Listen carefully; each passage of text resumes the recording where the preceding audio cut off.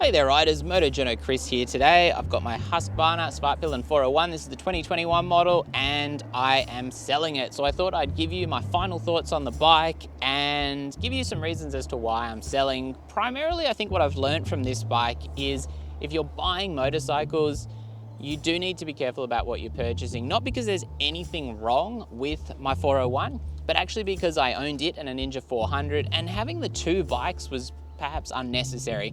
To start off with, it was because me and my wife were riding together. She started learning to ride a full motorcycle or an actual motorcycle instead of a scooter on the Ninja 400, and I had the 401 so we could go for rides together, which was a really good thing. But she quickly decided that she wanted to be a pillion, not a rider, which is fair enough. And at that point in time, obviously my time was getting split between the two bikes. And to be honest, I was doing the highway miles on the Ninja 400 and I was doing most of the other stuff on the little 401, which meant this bike did not get very many kilometers. I do not regret buying it at all. It was a great bike. It is an exceptional little machine if you want to do some gravel roads, a little bit of easy fire trails, stuff like that. It just offers unbelievable value. And I think on the second-hand market as well, these things are going to be an exceptional proposition. The new bike, as I said in my review, I do think is a better bike, but it really depends on the cost difference between the two. If you can pick one of these up for a good price, you're probably going to be super happy. So in that regard, I don't regret buying this bike at all. However, because most of the riding now is 2-up, I am going to transition onto a bigger bike, a mid-range bike. I'm buying a Transalp. I love that bike. When I tested it, it's probably one of the primary things that I really like is obviously I did love that machine, but it's also very affordable, and I'm trading in my 401 and my Ninja 400 onto that machine. So certainly no regrets about the 401 at all, apart from the fact that I really didn't use it enough because I had the two bikes and often three bikes in the garage to fully appreciate the machine. And you know, that's totally on me. As I said, a bit of a motorcycling lesson learnt there. You can fill your garage with bikes, but I do think you probably want to make sure that you're getting good use out of them.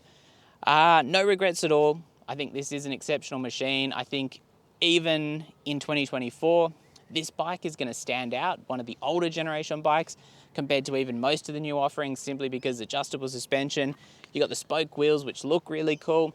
It's got a great nippy little engine. It's a really fast rever. They look the business. They're a very unusual bike, and a lot of people complain the new bikes are, you know, not as kind of unique looking. They're a bit more generic. I don't know that I personally agree on that one. I think they still really do stand out, but looks are subjective and you've got to buy what you like at the end of the day. So as far as this bike, I've been super happy. I probably should have used it more. One of the big aspects that meant that I bought this bike was I was kind of hoping I could split the difference between like a naked bike, a little naked bike, and a dual sport. And obviously this bike with the spoked wheels and the dual purpose tires, it does kind of have that base covered.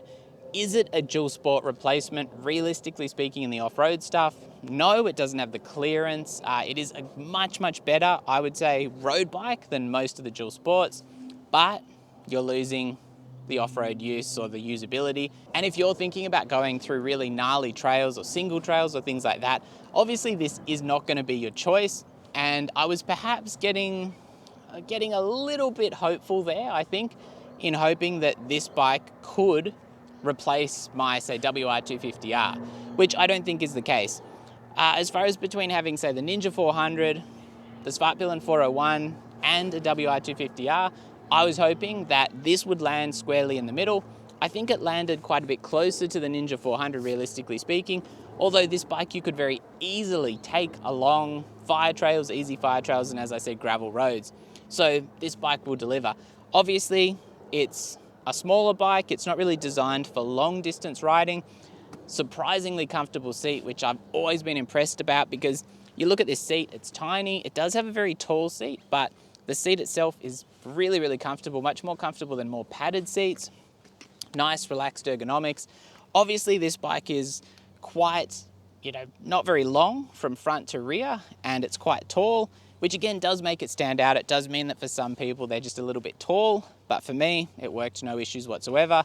As I said, I do really like the suspension. I like the little engine in it, and overall, there's very little I can complain about. There's nothing that I really looked at this bike and went, something's missing, I need to upgrade. No, what happened is my circumstances changed and I didn't really want to be registering 2 bikes if I could just have the one larger bike that handles everything, and as a result, the 401 has to go. As far as the mods I've done, it does have an adjustable lever, mainly because I broke that lever when I dropped it. It has some crash protection, which very much I think is a good investment. Probably the collector delete, I probably wouldn't do that again. I think I'd save up a little bit more for a muffler, just a slip-on for a little bit more note. The collector does the job, it gives it a little bit more note, but I think I probably would have been happy with a proper muffler for, I guess, what you'd normally get when you put a slip-on on. You could probably do both, but that's going to raise the audio levels quite a bit. And so depending on where you live and what you're doing, and if you're riding a lot at night and have neighbors who get antsy about that kind of stuff, that might be an issue.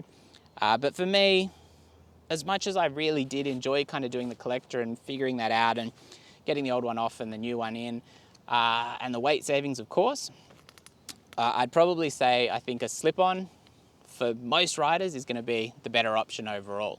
I have put a radiator guard on that has done the job. It does run a little bit hotter in summer. However, a bit of protection for your radiator is really good, particularly if you're doing trails or fire trails or gravel roads and things like that. Damage to the radiator can really end your day quickly. That was a real cheapie off Amazon. I'll put the link down below. It does do the job. Apart from that, I've got the tail tidy from R&G on. Really does look the business. I do like how it's cleaned up the bike. I never liked that swing arm mounted license plate. It has never been something that I really liked on any bike, I've got to be honest. That's just my personal bias. You might love that feature. But the R&G tail tidy, while it was quite pricey, I think it was about 300 bucks, looks awesome, quite easy fitment. It's done the job well. It's used the standard indicators. Very, very happy there. Yeah, so at the end of the day, if you're interested in a bike like this, I'd head down to MotoHUB. They will be selling my 401 because I'm going to trade it in on the Transalp that I'm getting. And you could pick this bike up. Obviously, as you can see here, it's got the stock mirrors back on it. These are a better mirror. They don't have quite the same, I guess, field of view that the aftermarket mirrors I had on it, but they don't vibrate nearly as badly, and they still do the job. So I did chuck them back on. You don't need to do much to these bikes to really enjoy them and ride the heck out of them.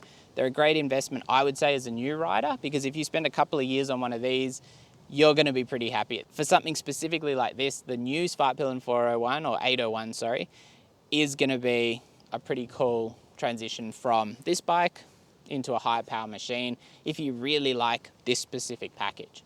And quite value driven as well, which is something that I always really liked about this bike, particularly when you've got a run out sale and got a bit of a discount on them, which again, very, very competitively priced against the competition normally. And if you could get a run out deal, these things were a steal. Really, I still think the best value you could get on the market was one of these.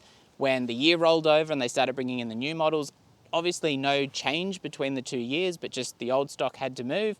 And if you could save $1,000 on one of these, man, oh man, these were amazing value, and that remains the case today. But yeah, it's a bit of an end of an era. I'm going to be moving to an adventure bike. The memes are true.